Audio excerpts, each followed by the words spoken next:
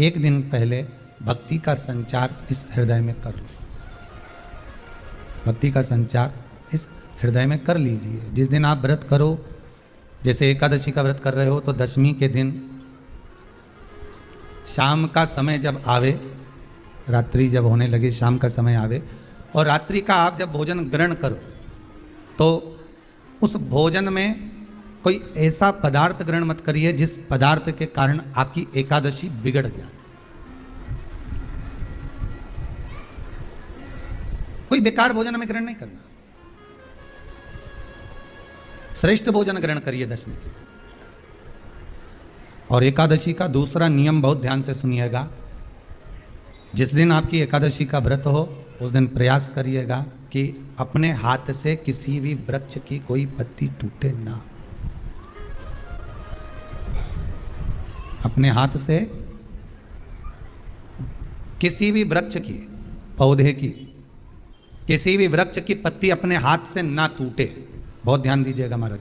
एकादशी का ये दूसरा नियम है कि अपने हाथ से किसी पौधे की, किसी वृक्ष की, किसी डाली की कोई पत्ती टूटे ना, कोई पत्ती ना टूटे, इसका प्रयास करिए।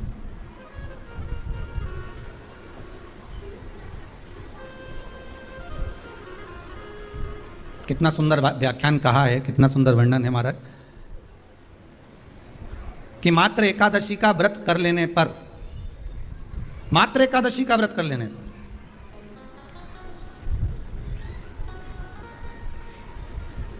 जो पूर्व में किया गया हमारा पाप कर्म है, हमने किसी जीव की हत्या करी है, हमने किसी को कष्ट प्रदान करा है, हमने किसी को अपशब्द कहा है, हमने किसी को ताने दिए, हमने किसी को आड़ा टेढ़ा कहा है, हमने किसी को गालियां दे दी है, मात्र एकादशी का व्रत ही कर लेने पर ये सारे जो दोष हैं वो समाप्त हो जाते हैं। सारे दोष हमारे समाप्ति पर आ जाते हैं।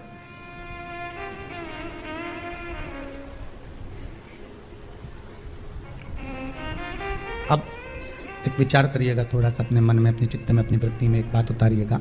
एक अपने मन में एक बात को उतार कर रखिएगा कि आप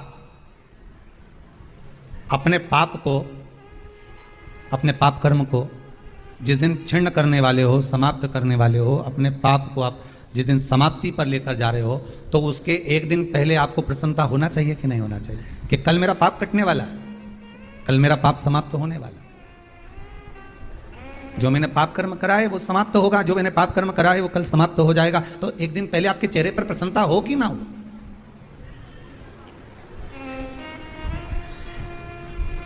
और चेहरे पर वो प्रसन्नता आपके आना चाहिए कि कल मेरा एकादशी का व्रत है, आज दशमी है, कल एकादशी का व्रत है, तो कल मेरी जब एकादशी का व्रत रहेगा तो मेरा ना जाने कितना कितना पाप, कितना असत्य, कितना झूठ, कितना प्रपंच वो समाप्त हो जाएगा। इसमें मुझे प्रसन्नता हो, इसमें मुझे आनंदता हो।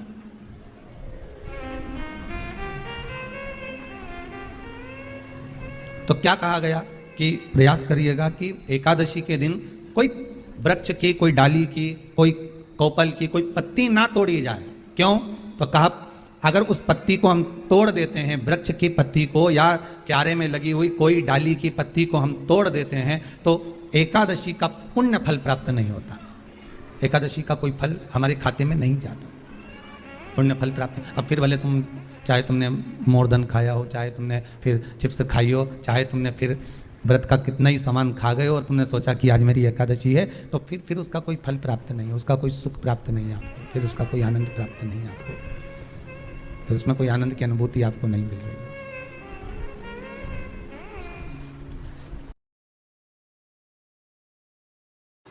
ओम नमः शिवाय। दोस्तों, पाप मोचनी जो एकादशी है वो 4 अप्रैल से लगकर जो है 5 अप्रैल तक की है, लेकिन उदया तिथि के अनुसार हम इसे 5 अप्रैल को ही मना रहे हैं।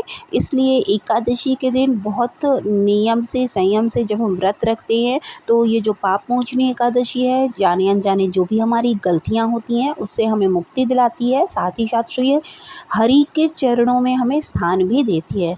तो पाप मोचनी एकादशी जो है उसमें आप व्रत रख सकते हैं। आप अगर व्रत नहीं भी रखते हैं तो लड्डू गोपाल की आप सेवा कर सकते हैं, शालीग्राम भगवान की सेवा कर सकते हैं, या फिर आप जो है भगवान विष्णु की भी पूजा कर सकते हैं। इसी के साथ साथ आपको केले के पेड़ के भी पूजन करना चाहिए, और उसके बाद आप चाहें तो आंवले के पेड़ के नीचे भी शाम को दीपदान ज़रूर करें। अगर आप व्रत रखते हैं तो आप उसमें अल्पाहार करें, यह नियम है कि आप उसमें बहुत ज़्यादा ना खाएं। प्रयास यही करें कि कम से कम जो है आप खाना खाएं। अगले दिन आपको चावल, सभी को पता है कि एक दिन पहले से चावल का त्याग कर देना होता है, लेकिन जब द्वादशी लग जाती है तो उसके बाद चावल ही खाकर, एकादशी जब 24 घंटे के बाद आपकी समाप्त हो जाएगी, व्रत आपका संकल्प पूरा हो जाएगा, उसके बाद आपको चावल खाकर ही व्रत का जो नियम है उसको तोड़ा जाता है।